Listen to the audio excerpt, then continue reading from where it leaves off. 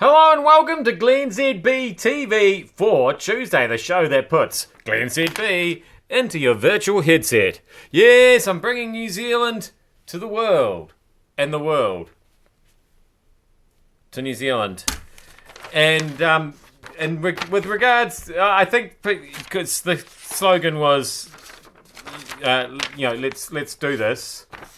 But I think really when it comes to Labour youth camps, which, to be honest, just the term Labour Youth Camp, it just sounds like something in a sort of a Nazi era.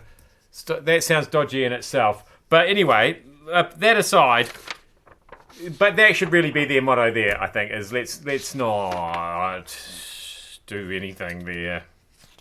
Speaking of things to do, this I don't feel like this is getting quite as much profile as it should. This story here, I don't know what quite we can do about it.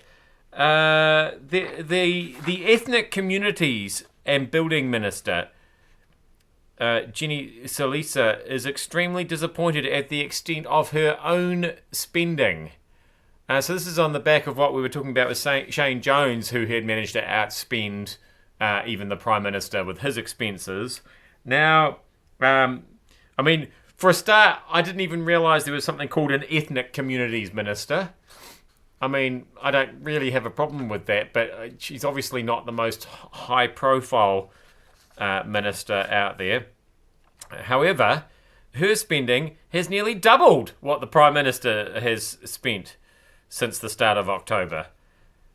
$14,000 worth of surface travel, like Crown cars, taxis, rental cars. Salisa has expressed her unhappiness at the size of the figure, and she says she's going to make sure it doesn't happen again. And she hugely regrets the situation.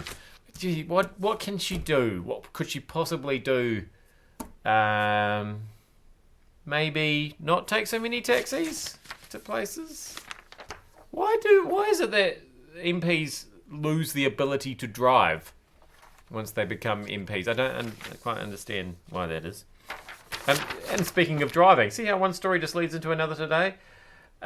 Really, this is yesterday's story, obviously, but it's just a little follow-on. The problem with the suggestion is we should ban police pursuits, because really, it doesn't matter what kind of road infringement you've done, you don't deserve to be chased to death for it. There's probably some logic behind that. However, I once asked a policeman what his favourite part of the job was, and he said it was the car chases. And he said that most of his colleagues felt the same way. So if they're now no longer able to participate in the aforementioned car chases, would that mean that we'd end up with a police shortage? Less people would just want to do it.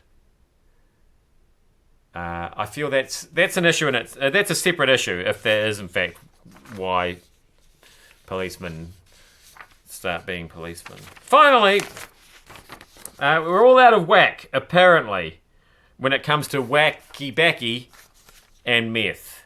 Meth, according to a study, is way easier to come by than marijuana. So this is a major issue. Obviously, what we need to do is make marijuana a lot easier to get.